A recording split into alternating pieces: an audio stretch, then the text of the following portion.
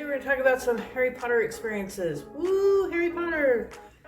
I got introduced, put this in the drawer.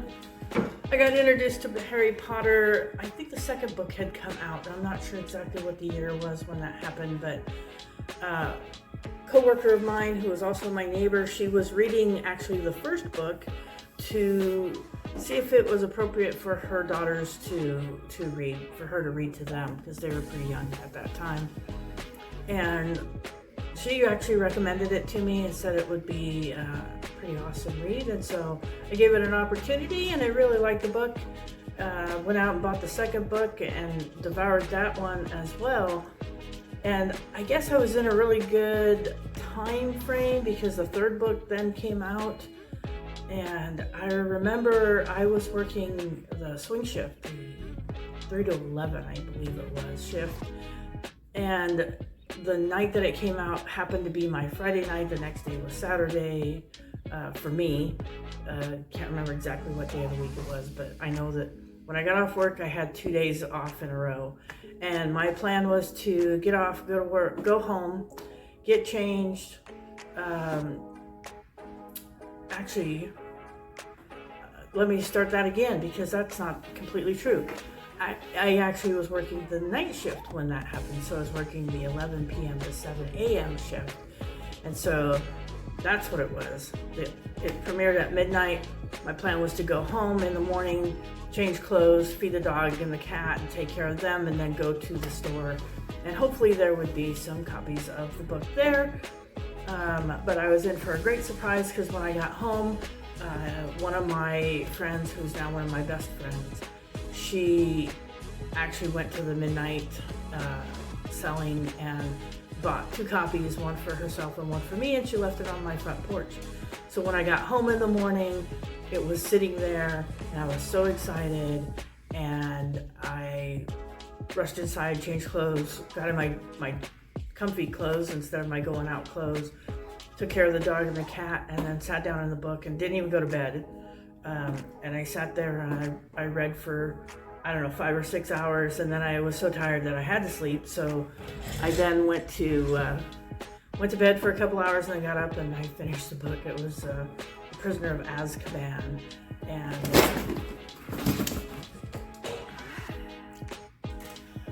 okay, had to take a pause there because the cat decided to knock over one of the lamps that I have set up over in this corner to give me some extra light, and I had to readjust all of that.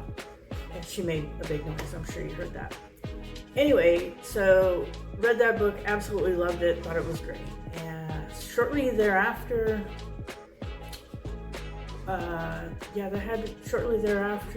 my friend Jen, who bought me the book, she and I moved to New Jersey together. We lived there for 6 years.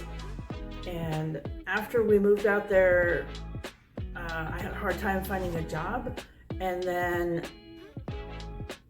I think it was one of the Harry Potter 2. I think the second movie had come out.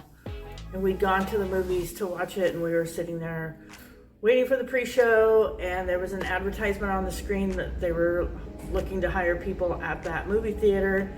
So I applied and ended up getting a job there, and then being able to watch all the movies for free. So that was fun. I got to see the premieres of all of the movies before they actually premiered. Some of them I actually put the films together, help put the films together and watch them before they went up on the screen. So some of my favorite moments, trying to remember, I think it was book 7. When book 7 came out, Jen and I went to the midnight sale at Barnes & Noble's, Christopher Columbus Square in New York City. We had reserved the books. It was crazy. So you reserve the book and they sent you a reservation number in which, depending on when your number was, depended on when you could go and pick up the book. And I think our reservation number was such that our time slot was like 2:30 to 3 a.m. a.m. So we went into the city late in the evening, and we, had coffee or whatever we did, and then went over to Christopher Columbus Square, and it was jam-packed. But they were very organized, and I don't remember a lot about the bookstore. I do remember standing in line and people in Harry Potter costumes, and there was stuff happening within the store. So as you went in, they had a queue line that was going through the store, and there were people who were dressed up and talking about different stuff from Harry Potter and the movies and the books, and it was magical within itself. And I barely remember us getting up to the counter and getting the books, and then rushing off to catch the train to go home. And on the train, I kid you, the train was packed full of adults standing there reading Harry Potter book 7, and it was definitely very magical in itself. And it's just, you're thinking, how does this happen? How is it that all of these adults, you probably get 75 to 100 people per train car, and the train was pretty packed. So I would say there were 800 to 1,000 people on this train, and all of them are reading Harry Potter. It's pretty awesome. Going to some of the midnight shows was pretty good too. I think we went to the Order of the Phoenix, I think it was, and unfortunately we got there so late we ended up having to sit near the front, in which we didn't get to really experience. I don't know if you sat in the front row in a big theater, but you can't really see everything, and stuff is moving so fast. And I know Jen had a bad experience with that, like it made her sick. So we ended up watching it, but then going home, sleeping, and then going to my theater and watching it again, and really enjoying the experience. And then another really fun thing for me was just as we were leaving New Jersey, like a week before we were leaving, we decided to throw our own going away party, and we made it Harry Potter themed, and we had the house all decorated, and I was dressed as a house elf, and Jen was dressed as a witch, and a lot of our friends came over, and they had dressed up even if they hadn't seen the movies or watched anything, but they knew it was a Harry Potter theme.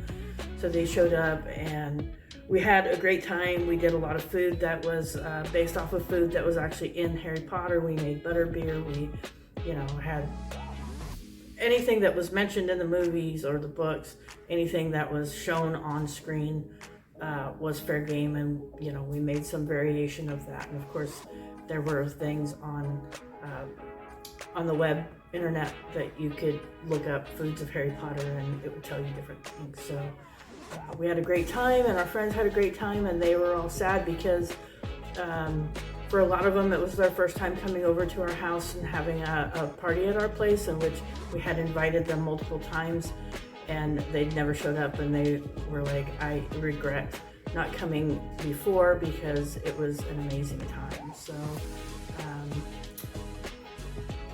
I know there's a lot of bad press about J.K. Rowling and her actual ideals, but I don't see her ideals in what she's written. And she wrote an amazing story about a boy who learns he has magical powers and how he uses those powers to save the world.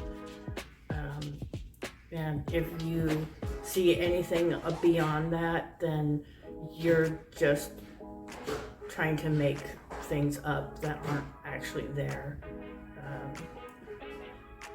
You don't believe in the power of magic and the power of imagination. Like, we can imagine things and know that they're not real.